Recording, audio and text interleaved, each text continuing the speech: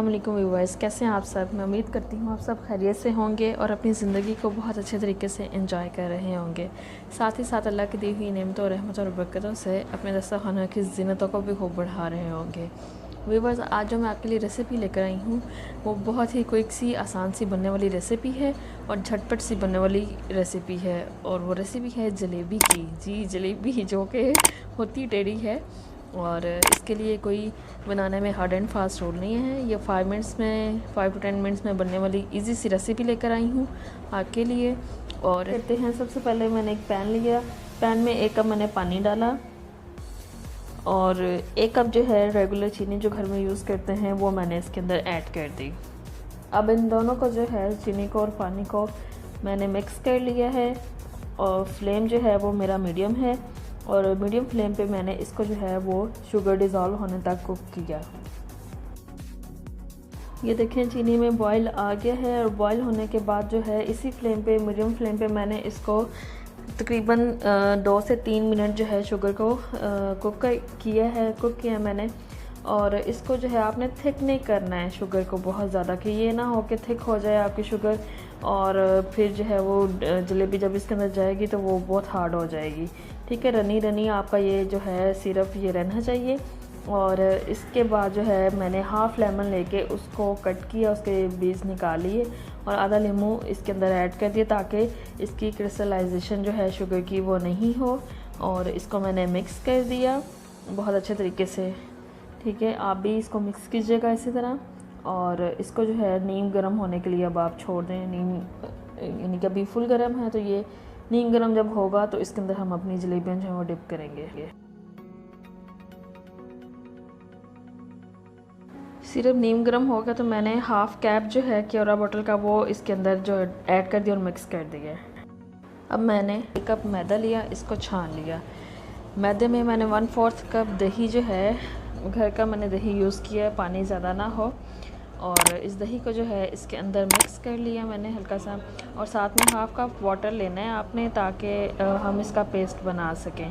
और एकदम से पानी सारा नहीं ऐड करना आपने इसके अंदर, बल्कि थोड़ा थोड़ा करके पानी ऐड करना है।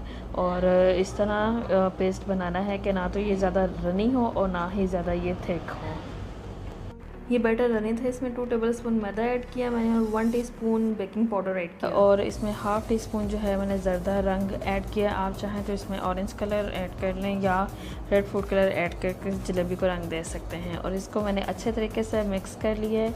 ये देखें, इस तरह इसको बहुत अच्छे तरीके से मिक्स कर लें ताकि इसके अंदर कोई दाना वगैरह जो है वो ना रहे कलर का।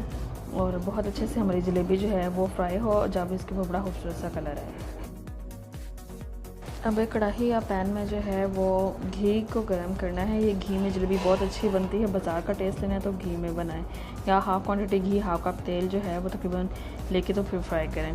ग्लास में एक नोज़ल बैग जो है वो मैंने ले लिया, जिप लॉक बैग। इसको ग्लास में इस तरह रखा और इसके अंदर ये जो बैटर बना था इसको इसके अंदर डाल दिया मैंने।